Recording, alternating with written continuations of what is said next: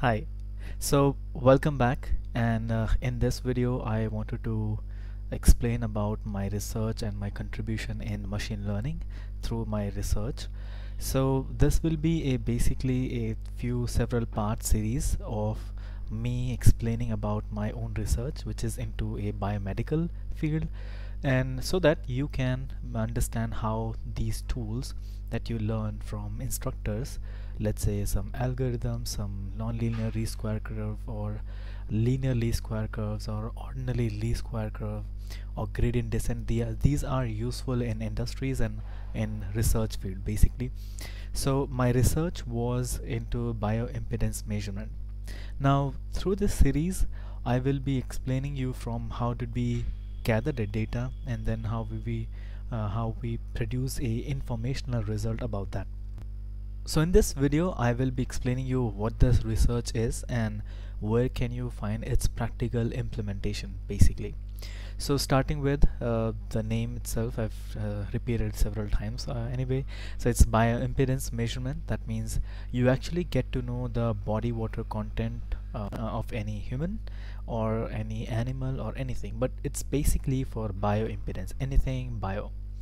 So what happens, why is it important, is because general techniques of hospitals that they get to know the content of your body water, or some disease, or let's say dialysis is also one of those.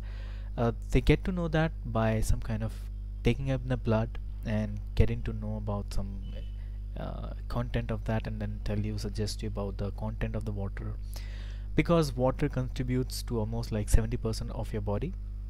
So it's very important to understand that.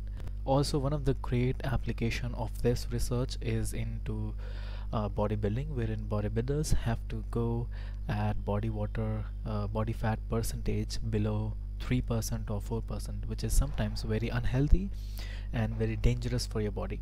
So knowing exact content of your body water is very important in that case also. The next is when you might have gone to supermarkets to buy frozen meat. So in that, if you can see what's the expiry date of that meat, it basically is an application of bioimpedance measurement. And another very common use of bioimpedance measurement is whenever you go to gym and you wanted to know about the body fat percentage of. So what you do, you have a weighing machine, and then over that it's a handle that you have to hold. So what you do, you hold that handle, and then after some seconds it will tell you about the body fat percentage. Now what are those handles exactly? It's basically electrodes through which a very small level of current is passed through your body. Now this is what the application of bioimpedance measurement is, and my research was basically to compare between two methods of obtaining a meaningful result. One of the method was Mettag-Lafler function, and I had this opportunity to get in touch with professors in the industry, which is, let's say, decade old years. I would like to give a shout out to Dr. Shantanu Das. He has a great contribution in fractional order systems. So one comparison was with fractional order equation of Mettag-Lafler, and trying to know if that equation will give us a better result, or a machine learning approach which is non-linear least square curve. And we did that in Excel because of time shortage, of course.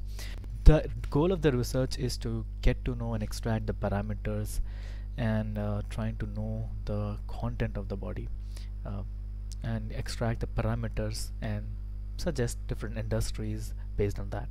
So what I wanted to say is, at this point, if you feel like you want to know about how this research is contributed towards application, if you want to know about how this research can be done or was done, and from all the way from data collection to trying to produce a meaningful result, do share this video in your profile. That will be really helpful.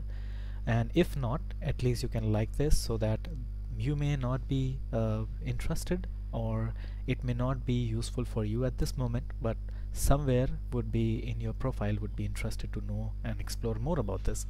So for example, the freshers who learn about machine learning, data science, and etc., AI and stuff like that, I'll be also giving you several part series of how different research was conducted, how the method was, how we came up with different methods.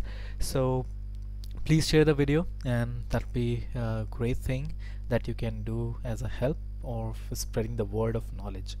So thank you everyone, and if you like it, please comment down below so that I can produce the next part of it.